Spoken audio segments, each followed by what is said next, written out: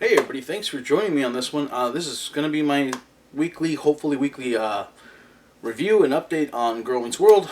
I know it's kind of weird for have a grown man talk about a kids show, but I grew up on Boy Meets World, and I had mentioned on my previous shows on the Morning Brew that I would talk about Girl Meets World on a regular basis as the show is aired, and I figured I owe you this. So episode 2 aired on July 11th, and well, the episode took an interesting turn.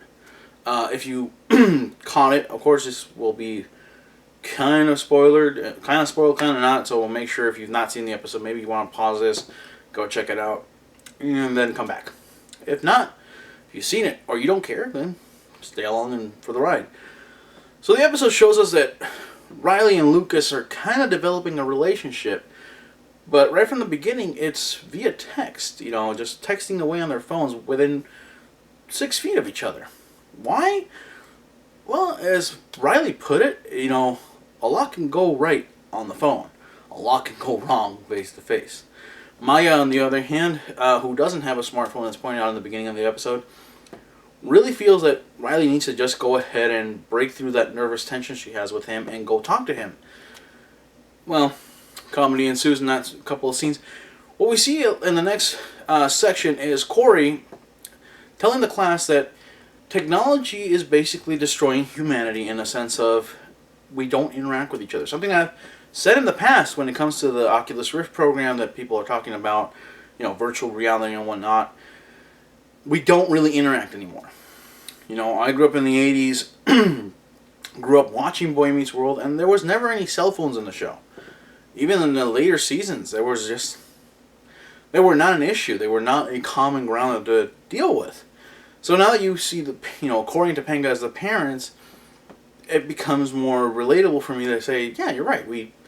You may have 500 friends on your phone, but how many of them actually know you face to face, let alone actually know you as a person?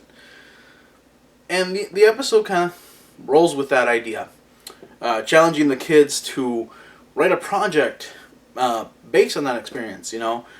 History has had this long journey behind it, and cell phones started here. One person, Farkle, or yeah, that's it. That's I always forget his name. Which I love the character, by the way. That kid is gonna steal this show eventually. He points out that for his generation, history starts at that point where cell phones became the common norm, and everything else behind it is that just history. Valid point, but the argument still stands that as people, we don't interact with each other anymore face to face, and we don't really know anything about each other. There's a lot to be said about a face-to-face conversation versus a on-camera or on-text relationship. As we go along in the episode, we start to discover that the kids do have a little bit of trouble because they can't use computers. They have to actually go to a library, God forbid, which is great. They actually go to a library and start doing actual research. And in that process, Riley and Lucas start to actually connect on a more intimate level by making eye contact, holding hands, that kind of stuff. And Maya actually discovers that she's an artist at heart. And Farkle, basically encourages that. And this is one of the reasons that I'm actually falling for the character of Farkle a lot more in the show. He comes off as very quirky and very obsessed over Maya and Riley, and, good for him. The kid has a crush on both of them, but he expresses it. Something I couldn't say I did at his age. Wish I had that kind of courage back then. But it shows a different kind of nerd, a different kind of geek that's not afraid to talk to the girls that he cares about.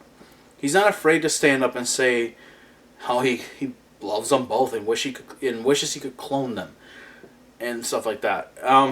We do see that Farkle kind of has a maniacal evil genius side to him, much like we fear Sheldon from Big Bang Theory might have one day. Because he feels he will rule the world one day and all will be Farkle technology. Farkle Inc. will rule it all. But towards the end of the episode, we're coming to the conclusion, and we start to see that more and more the kids understood Corey's lesson, that it wasn't the strip you of the technology, but more of a strip you of the barriers that this technology has built that you use as a crutch to feel safe.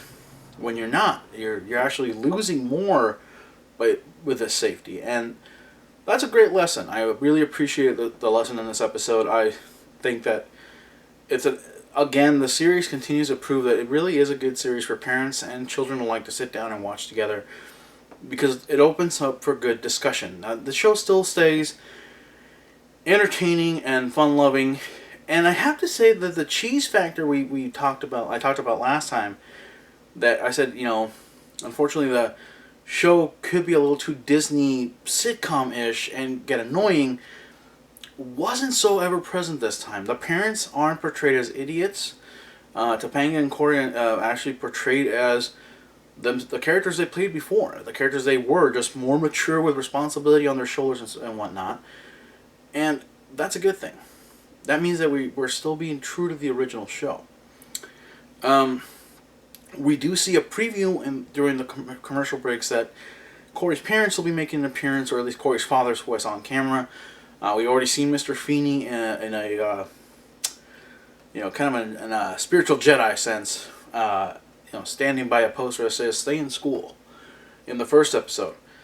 Now, does this mean that Mr. Feeney passed away? We don't know yet. He could have. The actor's still alive and well, thank goodness. But we don't know what'll happen. The show still holds a lot of mysteries of, will Sean be coming back? Corey's best friend from the show. And where is he at? What has life done with him? Eric Matthews, Corey's older brother, I think his nickname at the end of the show was Plays with Squirrels or Dances with Squirrels or something like that.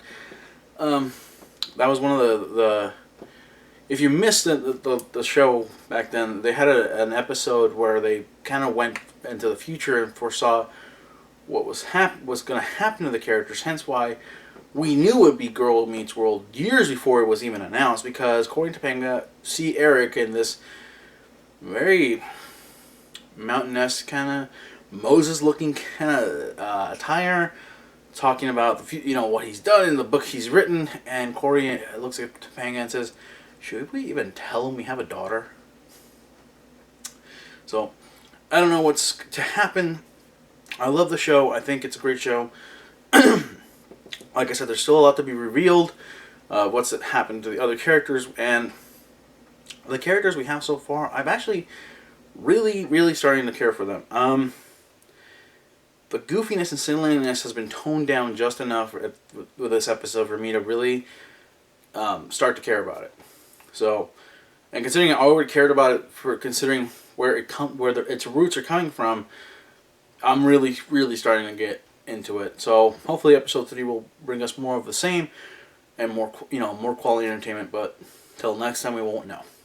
So that's it. I give this episode a great recommendation, and once again, I highly recommend, as parents, to fellow parents, if your kids aren't watching this, sit them down and watch it with them. You really should be watching this show. I think it's a great show that families should be watching together. It's better than anything you're going to see in an ABC Family with the Pretty Little Liars and all that horrible stuff that they don't need to be watching. So, great family watch. Highly recommend it. Until next time, when the next episode airs, hopefully I'll see you again. And have a good night. Hey, thanks for joining me on my first full recap review of Girl Meets World Episode 2. This is new for me, so I haven't really done this before when it comes to episode recaps. Let me know what you think in the comments. Let me know if you're watching the show, and if you're not, ask away. Like I said, I can't recommend it enough for parents and children alike to watch this together. It's a great family viewing. It's a fun experience, and if you grew up with the old show, it's like falling back in love with your old friends. It's great television. Disney's doing a great job with this one. So, with that, of course, please do the subscribe and like thing, and please make sure you check out the rest of my shows, The Morning Brew and whatnot. And till next time, as I always say, from the bottom of my heart, take care.